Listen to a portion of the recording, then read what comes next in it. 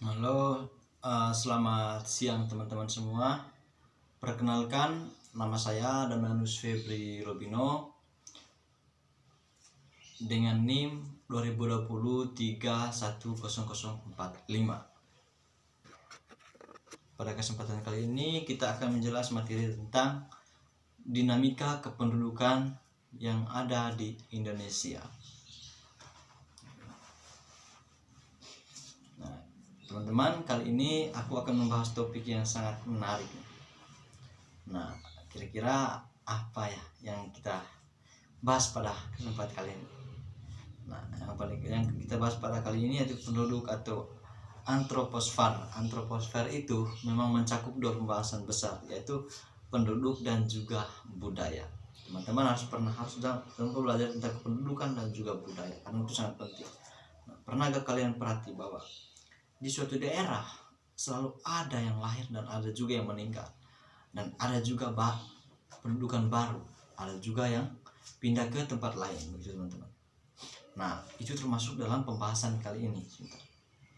Tentunya bahasan kali ini sangat menarik bagi kita semua, apalagi tentang kependudukan yang ada di Indonesia, begitu. Nah, kita langsung aja membahas tentang materi dinamika kependudukan Indonesia. Mungkin teman-teman belum tahu apa itu dinamika kependudukan yang ada di Indonesia. Nah, di dalam dinamika nanti ada sumber data kependudukan. Di dalam itu ada juga faktor dinamika kependudukan. Itu ada juga rumus-rumus dalam dinamika kependudukan. Begitu kawan-kawan. Nah, ada mobilitas kependudukan di Indonesia dan juga yang terakhir dalam masalah kependudukan di Indonesia. Mungkin kita langsung ke pembahasan apa itu dinamika kependudukan. Nah, sebelum jauh membahas tentang dinamika atau kependudukan ini, alangkah baiknya kita tahu dulu apa itu penduduk. Nah, berdasarkan Undang-Undang 1945 pasal 14 ayat 1, penduduk adalah tiap-tiap orang yang bertempat kedudukan di dalam daerah negeri Indonesia atau negara Indonesia selama 1 tahun berturut-turut. Jadi bukan mereka secara hukum warga negara Indonesia menjadi warga negara Indonesia, melainkan juga warga negara asing yang tinggal di negara Indonesia. Nah, kita tahu, penduduk sekarang atau dinamika penduduk itu adalah perubahan jumlah penduduk yang diakibatkan oleh beberapa faktor. Ini akibat dinamika penduduk. Yang pertama itu penduduk termasuk di dalam bahas antroposfer. Nah, saat kita mempelajari nanti antroposfer ini, maka kita akan menemukan 3 bahas penting. Yaitu yang pertama tentang demografi, yang kedua tentang mobilitas, dan yang terakhir itu adalah masalah kependudukan. Nah, di dalam demografi dia mempelajari tentang sensus penduduk, kualitas dan kuantitas kependudukan.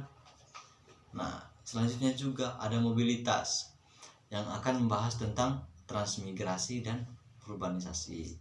Dan yang terakhir adalah tentang masalah kependudukan di Indonesia. Nah, di dalam dinamika ini ada sumber data kependudukan atau ada sensus penduduk. Nah, pasti kita udah asing lagi nih dengan sensus pendudukan gitu. Nah, kita langsung saja penduduk yang biasanya dilakukan oleh petugas atau sensus penduduk itu dengan datang ke rumah-rumah. Namun pada tahun lalu itu sensus penduduk udah mulai lakukan secara daring. Jadi sensus penduduk adalah pemecahan jiwa setiap 10 tahun sekali oleh Badan Pusat Statistik atau BPS. Nah, tentu saja sensus penduduk sangat membantu untuk mengetahui dinamika kependudukan yang ada di Indonesia, begitu. Nah, dengan begitu bisa tahu nih, jumlah penduduk di Indonesia itu ada berapa sih, dan usia yang paling banyak di Indonesia itu kisarannya berapa juga. Nah, di dalam dinamika kependudukan, nah kepengumpulan data sensus bisa dilakukan dengan dua cara, yaitu de facto dan de jure. Padahal di dalam dinamika pendudukan ini ada de facto dan de jure. Nah, perbedaannya terletak pada perhitungan. Berarti antara de facto dan de jure itu perbedaannya terletak di perhitungan. Nah, perhitungan dari setiap orang yang berada di dalam wilayah sensus. Mau itu penduduk asli wilayah yang sedang melaksanakan sensus ataupun bukan, gitu, akan tetapi termasuk dalam perhitungan tersebut dengan cara de facto. Nah, sedangkan secara de jure adalah perhitungan penduduk yang benar-benar bertempat tinggal di wilayah sensus. Jadi kalau bukan penduduk asli daerah situ, nah itu kan tidak termasuk perhitungan sensus dengan cara de jure.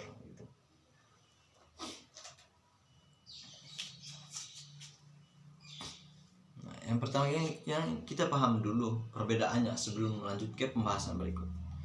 Nah, kalau tadi kita kan bicara tentang cara pengumpulan data, nah sekarang kita ada juga nih cara pencatatan data juga, yaitu host, holder, dan canvasser.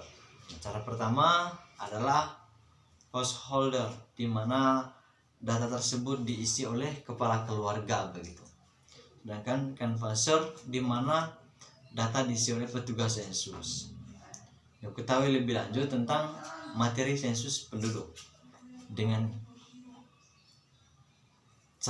cermati baik-baik tentang sensus penduduk, fungsi dan juga metodenya. Nah, di dalam sensus penduduk atau metode ini dia ada yang namanya survei penduduk. Sebelumnya kita udah bahas tentang sensus penduduk. Nah, ternyata selain itu ada juga namanya survei penduduk.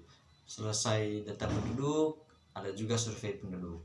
Kira-kira menurut teman-teman apa itu survei penduduk? Dan di sini saya harus menjelaskan bahwa survei penduduk itu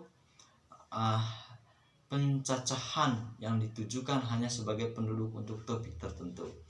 Nah, survei ini juga nggak terpaku pada waktu tertentu seperti pada sensus penduduk yang dilakukan setiap 10 tahun sekali. Nah, misalnya survei Angkatan Kerja Nasional begitu. Survei tersebut hanya fokus kepada penduduk yang angkatan kerja. Nah, nggak meneliti penduduk yang produktif dan non produktif dan lain-lain begitu. Nah, di dalam dinamika ini ada juga yang namanya registrasi. Nah, di sini registrasi yaitu proses pencatatan.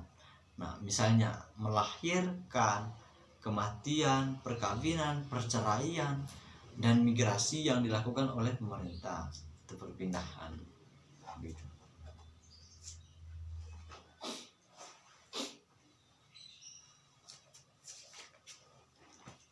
Baik,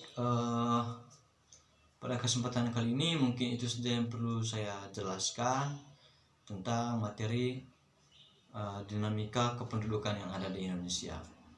Jika ada salah kata, saya mohon maaf dan terima kasih. Dan salam Pancasila, salam perjuangan dari saya. Terima kasih. Semoga teman-teman bisa menyimak videonya. Jika ada yang kurang atau jika ada yang mau bertanya terkait dengan tentang kependudukan yang ada di Indonesia, bisa di kolom komentar dan juga bisa lewat WA. Terima kasih.